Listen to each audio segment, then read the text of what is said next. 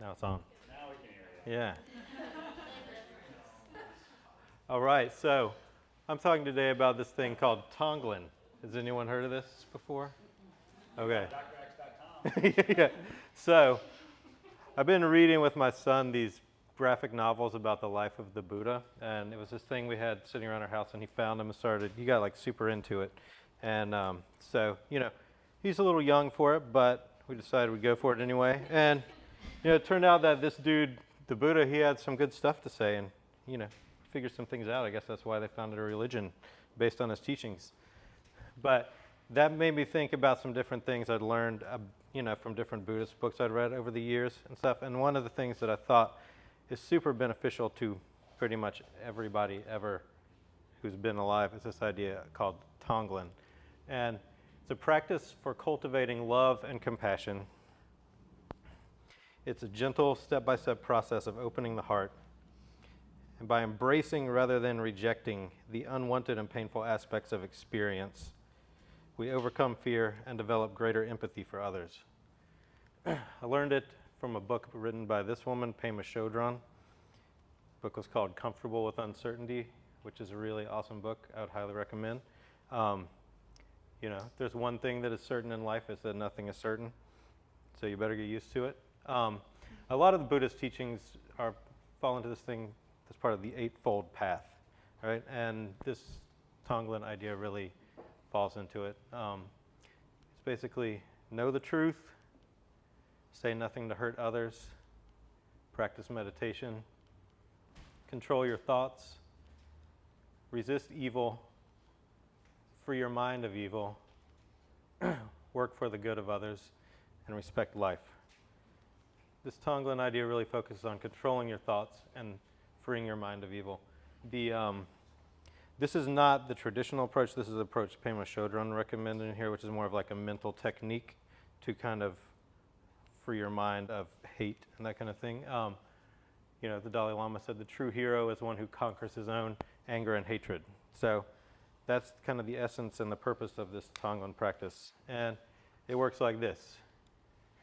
Let's say, how many of you guys have ever had somebody that you've hated? Maybe you presently do or did in the past. It could be anything from like an ex, somebody your ex had an affair with or something. Maybe a boss who put you through hell before firing you. Maybe it's your parent, mother-in-law. Anyway, somebody that you really, really hate, right?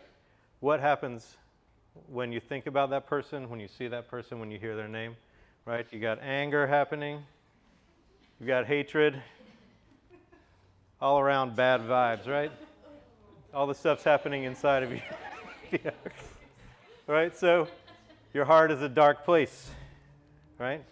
That sucks. So you can do a couple things. You can sit there and let those nasty thoughts fester, which makes things worse, or you can do something else. It's where Tonglen comes in. This is what you're going to do instead. You're going to retrain your mind. All right? Get ready. Every time you see this person, hear this person, think about them, instead of this, that's why I use gender neutral there, and I wish /each would die. Instead of this kind of stuff, right? Gender neutral. You're going to do this. You're going to send good vibes, good energy. You're going to take a moment and wish them success. You're going to wish them happiness, fulfillment, a wonderful and prosperous life. You're going to pray for that person. Not that they see how fucked up they are or anything like that, right? But you're going to pray for their joy, happiness, success. If somebody brings that person up, you're going to force yourself to say something nice about them. You're going to do, say, think any nice thing you can possibly do, say, or think about that person every single time. So you're going to be doing this for a while, and you're going to be like, this sucks. I hate this. I can't stand it. It's driving me crazy.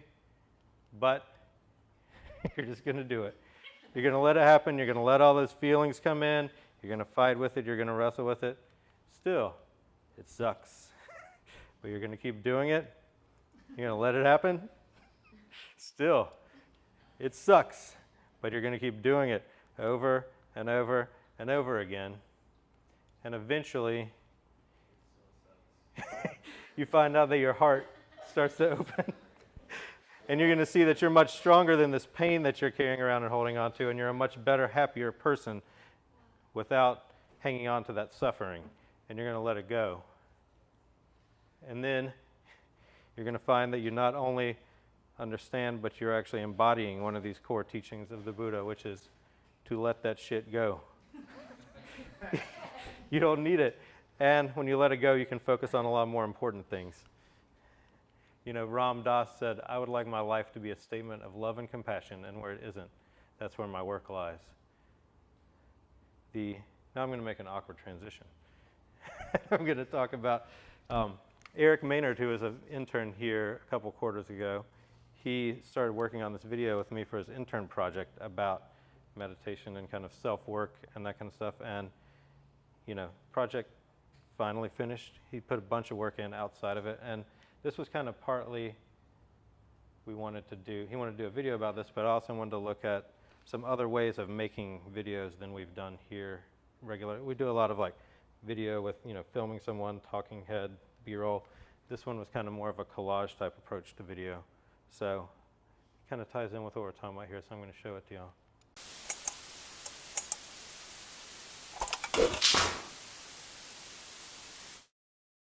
So please take a breath with me.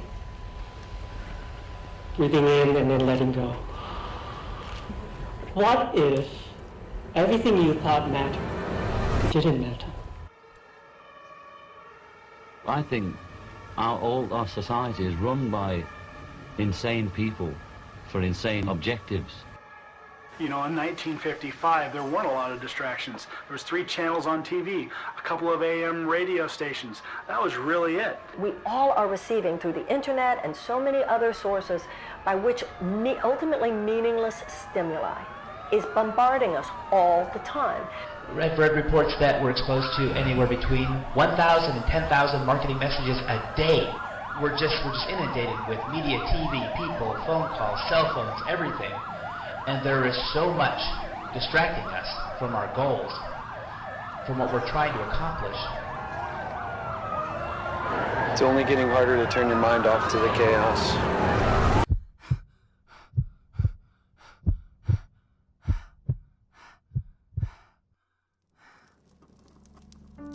And so you get concentrating. And you can have a certain amount of superficial and initial success, and you can think you're making progress. Why are you concentrating? Buddha said, if you suffer because you desire, and your desires are either unattainable or always being disappointed or something. So cut out desire, but you are still desiring not to desire. Then you shall look and see what you may. If you're deeply enough in love with the universe, then the passion that arises out of it is different. It comes out of a joyful involvement in the universe. The principle of transcendental meditation is simple. Being is bliss in its nature, it's infinite happiness. Mind is always moving in the direction of greater happiness. And there's an ocean of pure, vibrant consciousness inside each one of us. This pure consciousness is called by modern physics the unified field. It's at the base of all mind and all matter. And this field has qualities like bliss, intelligence, creativity, universal love, energy, peace. And you've got to unfold it by experiencing this deepest transcendental consciousness level. That experience enlightens it, unfolds it, and that ball of consciousness begins to grow. And it's real. So you start appreciating things more. You enjoy the doing of things more. Things get better and better.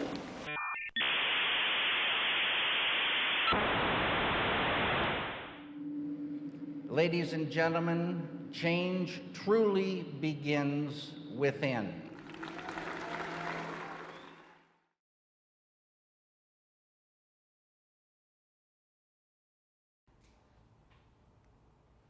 All right, that's it.